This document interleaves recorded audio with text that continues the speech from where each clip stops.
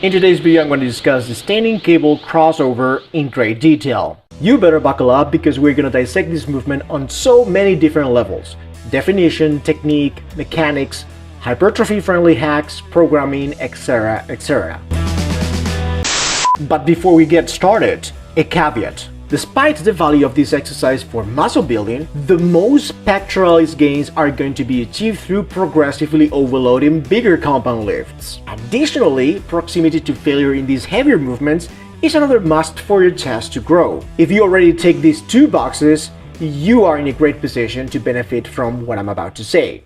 Standing cable crossover is an isolation exercise that trains the chest primarily. Unlike big compound pressing movement where your pectoralis works alongside the front delts and triceps, cable crossovers allow the trainee to target the chest more preferentially. For you to perform a standing cable crossover, you'd want to set the handles at both ends of the pulley at a height of your liking. Then grab these from both sides of the cable station and take a few steps forward. Once you feel the tension of the cables pulling you backwards, then place your feet in a staggered position to gain a strong footing. Keeping your core engaged and your torso bent forward slightly, you pull both handles across your body in a sweeping motion. Your goal is to bring the handles in front of you while your elbows are slightly flexed. Finally, you slowly reverse the motion and repeat for reps. This is the standard information that you're gonna find in most fitness-related websites, videos, blogs, and ebooks where they briefly discuss the cable crossover.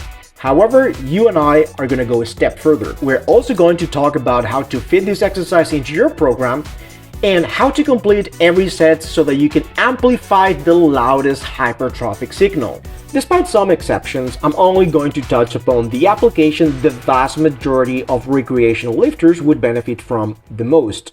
They should be looking at cable crossovers as a Tier 3 movement. Tier 1 movements allow trainees to engage the most amount of muscle mass while using the heaviest weight. The classic barbell compound lifts are typically classified within this group. Similar movements that are more mechanically difficult would rank as Tier 2. And then Tier 3 movements, also known as accessory lifts, would come last. However, the main advantage of this last group is that Tier 3 exercises give the lifter a great opportunity to pick and choose which anatomical function to isolate, thus the name isolation exercises in modern bodybuilding circles. With this theoretical framework in mind, and provided that your goal in the gym is to maximize muscle growth, good programming would have trainees complete the main heavy hitter of the day first, followed by one of its close relatives later, and then move on to a Tier 3 exercise of your choice. Moreover, if you have a good handle on the basics, have developed a solid strength foundation, and your work capacity can take it, perhaps you should do Tier 2 and Tier 3 movements within supersets. That's what I personally do and what I advocate for most people trying to maximize muscle growth, especially if you're in a bulking phase like I am. Look at this dude.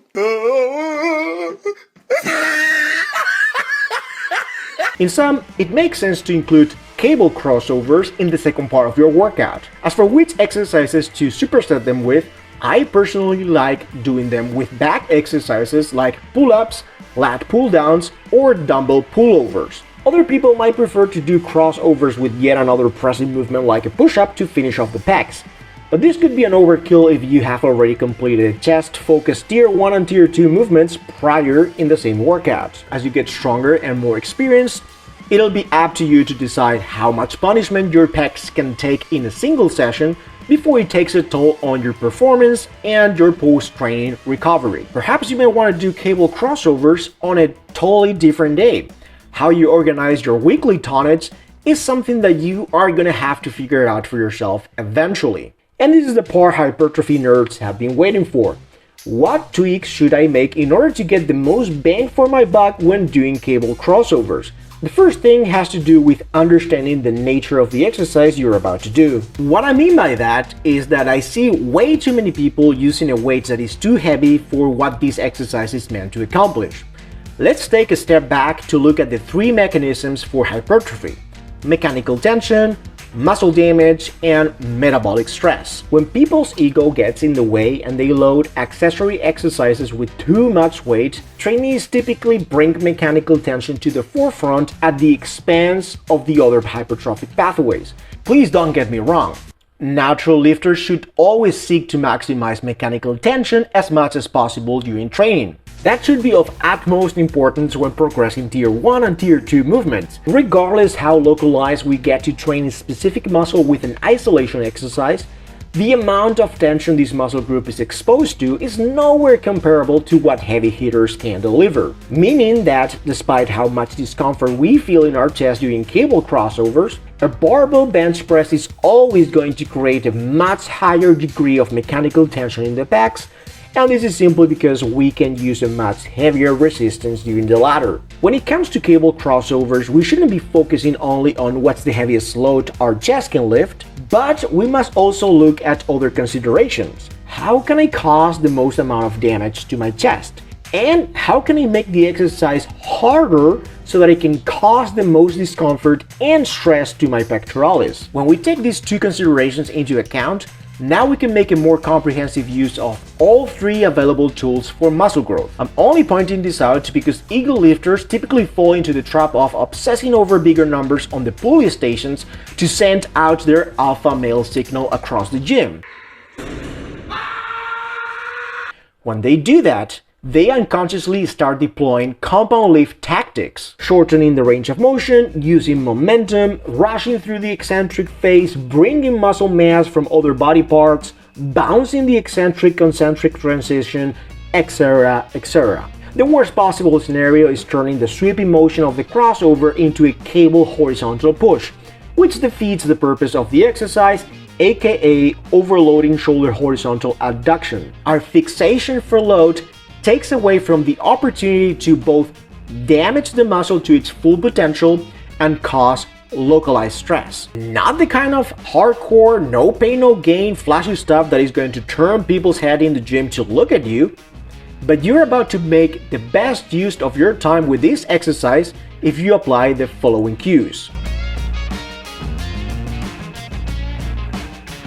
The first thing I'd like you to do is to retract your scapula at the bottom of every single repetition. I know you must be thinking, what does my upper back have to do with training my chest? This moron clearly doesn't know what he's talking about. Or do I?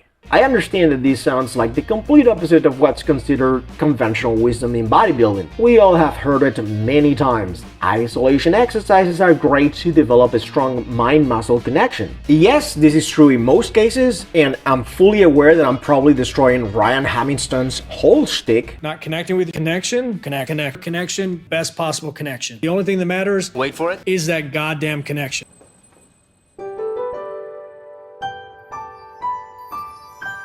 But in all seriousness, I do agree that a healthy connection between your brain and the muscles you're using is important.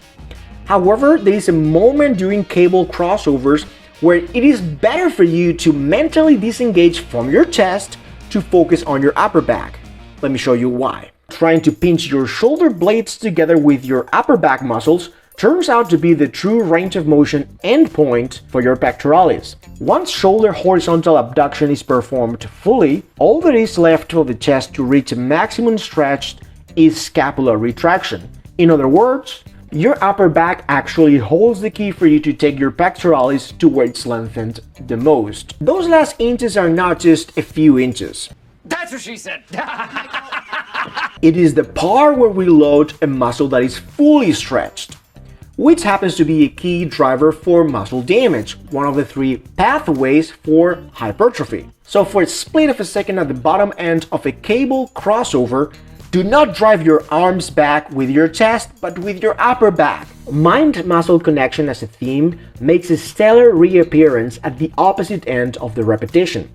As we bring our hands together, we want to squeeze our chest forcefully for a second or two. In doing so, we get to feel a very strong muscular contraction in the chest, so the famous mind-muscle connection is inevitable. In order to maximize this type of contraction, we could even extend the range of motion by crossing both handles in front of us. This way, we ensure that we experience a contraction when the chest is at its shortest. There could be some merit to these last few inches at the top, especially for metabolic stress, but I personally think that the importance of this cross squeeze is somewhat overblown. If we follow the principles of hypertrophy as we know them today, the value of adding extra range of motion in an exercise should be dependent on what the muscle that we are trying to target is doing. If it's true that damage mostly occurs in the eccentric portion of a rep as the muscle tissue lengthens, it'd be reasonable to assign the loading of the maximum stretch at the bottom a much higher importance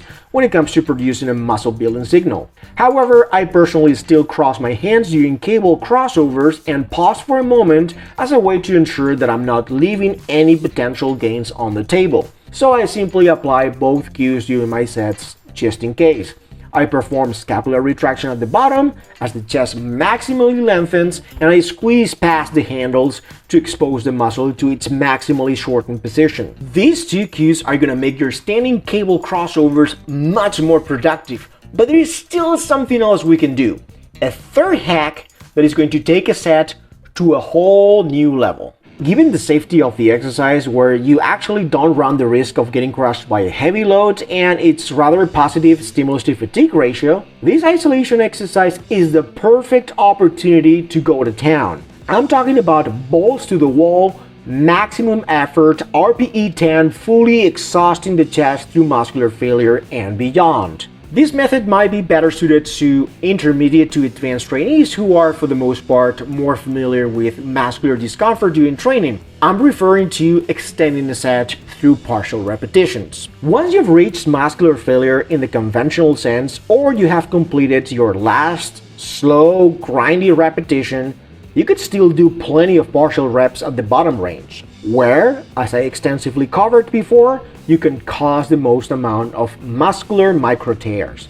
This is where your mental grit is going to be put to the test, because despite how tired you think you are, you could probably more than double the number of normal full range of motion repetitions you just completed. Doing such a high number of repetitions is only going to force your blood to rush into your chest, and as a result, metabolic waste is going to build up. Now we're tapping into metabolic stress, also known as the burn, to make the most of your cable crossovers. You're gonna hate me first, but once you see the gains, you're gonna thank me later. In sum, when you apply these 3 hypertrophy-friendly hacks to your cable crossovers, that is, scapular retraction at the bottom, cross passing the handles and pause at the top, and extend the sets through partial repetitions, now you're going to discover a whole new world of testicular gains. Check out these 2 videos, I think you're gonna like them.